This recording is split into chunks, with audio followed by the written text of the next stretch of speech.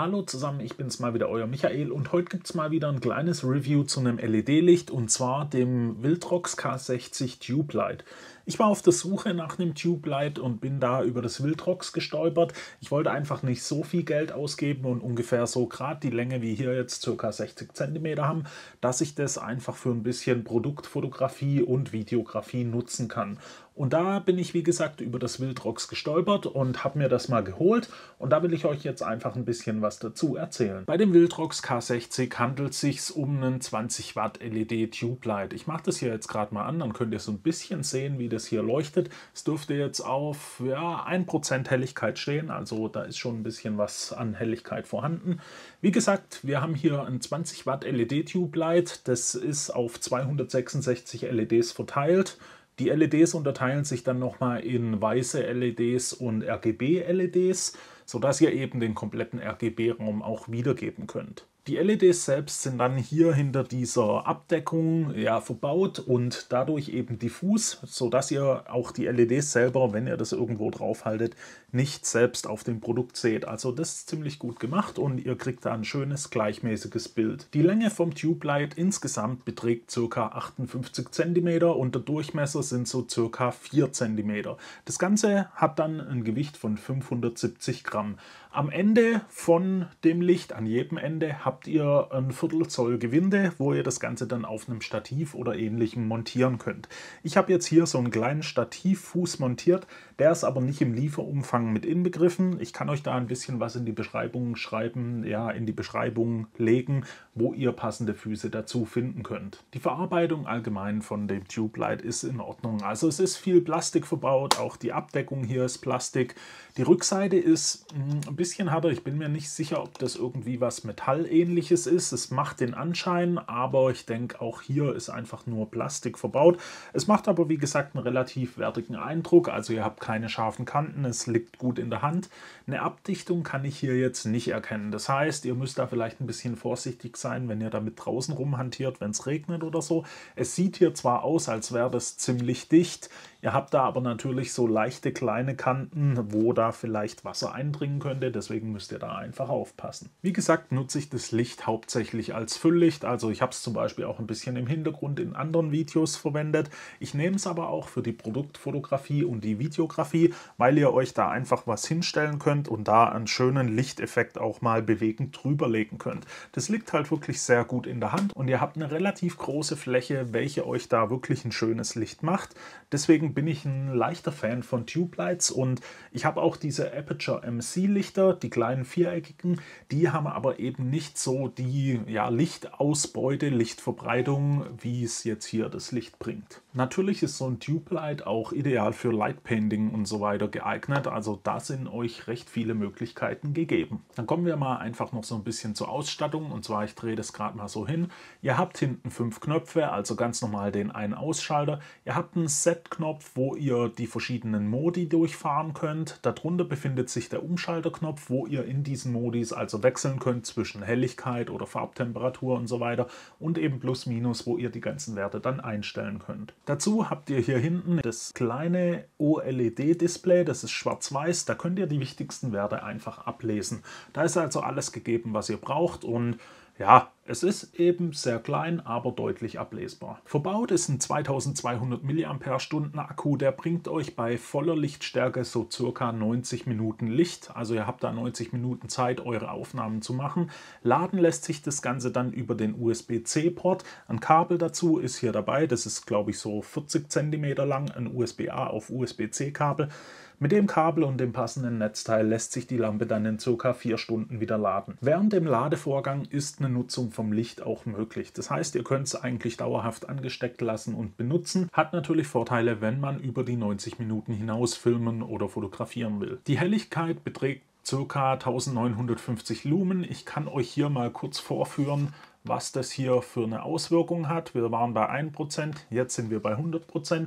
Und wenn ich hier auf mich leuchte, dann seht ihr, ich dürfte schon ziemlich überbelichtet sein. Es ist also schon richtig hell, ihr könnt damit viel anstellen.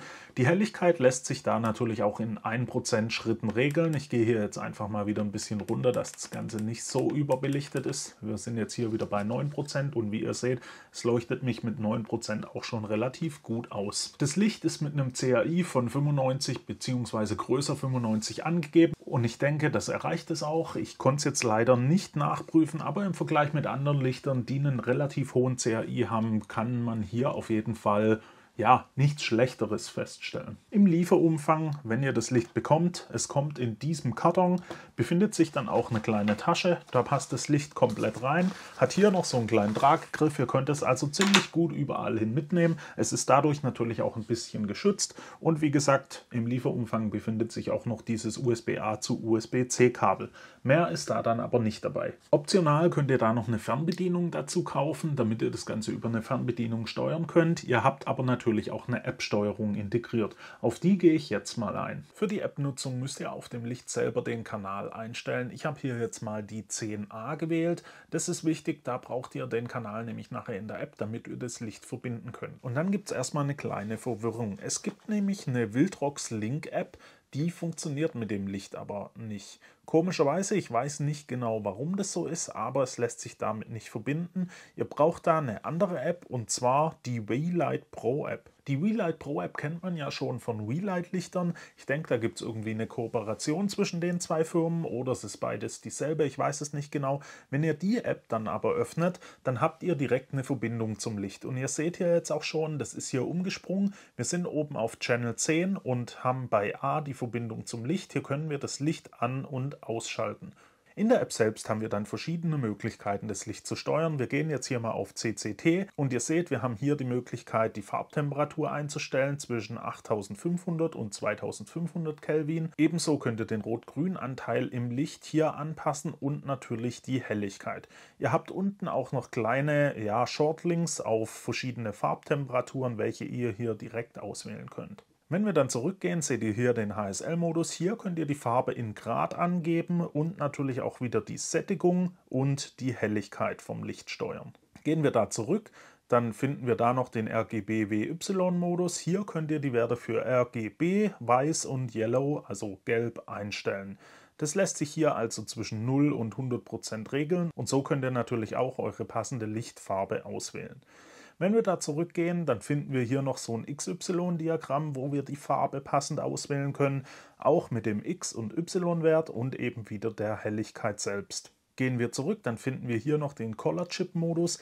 Hier gibt es ja verschiedene Folien, welche ihr vor Lichter anbringen könnt. Die werden hier in dem Modus einfach simuliert und die Helligkeit könnt ihr hier natürlich auch wieder regeln. Ein weiterer Modus ist dann der FX-Modus. Hier habt ihr einfach ziemlich viele Effekte, die ihr auswählen könnt. Wie jetzt zum Beispiel hier einfach mal Gewitter oder eben Police, wo das Ganze ein amerikanisches Polizeiauto simulieren soll. Ihr habt natürlich auch noch Möglichkeiten wie Club oder RGB-Loop, wo einfach die RGB-Farben durchfahren werden. Ihr habt hier dann die Möglichkeit, die Geschwindigkeit anzupassen. Das ist leider nicht ganz korrekt übersetzt und die Helligkeit lässt sich da natürlich auch wieder steuern. Ebenso habt ihr dann die Möglichkeit, zwischen RGB- und CCT-Effekten hin und her zu wechseln. So könnt ihr also passende Effekte relativ schnell auswählen. Ich gehe jetzt mal wieder zurück und stelle einen CCT-Wert ein, sodass wir hier nicht gleich einen epileptischen Anfall bekommen. Als weitere Möglichkeit in der App gibt es dann noch den Color Picker. Hier wird auf eure Kamera zurückgegriffen und das Licht wird da einfach die Farbe nehmen, welche sich gerade in der Mitte von eurer Kamera befindet. Also hier jetzt zum Beispiel weiß, wenn wir dann gucken, ja gut, man muss hier halt natürlich aufpassen. Wenn ich hier jetzt drauf gehe, dann wird das Ganze angepasst. Es ist hier als Beispiel jetzt natürlich nicht ideal zu zeigen, aber ihr könnt da einfach die Farbe auswählen, welche das Licht wiedergeben soll. Und dann habt ihr noch die Möglichkeit, unter Mais-Szenen verschiedene Szenen abzuspeichern bzw. aufzurufen. Ich habe hier jetzt keine erstellt. Das war es dann auch schon von der App. Die funktioniert also sehr gut, ist relativ übersichtlich, aber funktioniert sehr zuverlässig. Also ich konnte da keine Verbindungsprobleme und so weiter feststellen. Ihr könnt das Licht hier an ausschalten, wenn ihr mehrere habt, könnt ihr diese hier natürlich in Gruppen hinzufügen. Also meiner Meinung nach völlig ausreichend. Wie gerade schon in der App erklärt, haben wir hier diverse Modi. Wir können hier also ganz normal den CCT-Modus nutzen, in welchem wir die Helligkeit, die Farbtemperatur und eine rot-grün Abweichung einstellen können. Die Helligkeit lässt sich wie gesagt in 1% Schritten regeln von 0 bis 100%. Die Farbtemperatur lässt sich dann in 100 Kelvin Schritten einstellen. Ihr könnt dann die Modis weiter wechseln. Ihr habt einen HSL-Modus. Hier haben wir jetzt gerade 225 Grad bei 100% Sättigung und 3% Helligkeit. Wenn wir dann weitergehen, haben wir den RGBW-Modus. Da können wir die RGB- und Weißwerte von Hand festlegen, also von 0 bis 100%.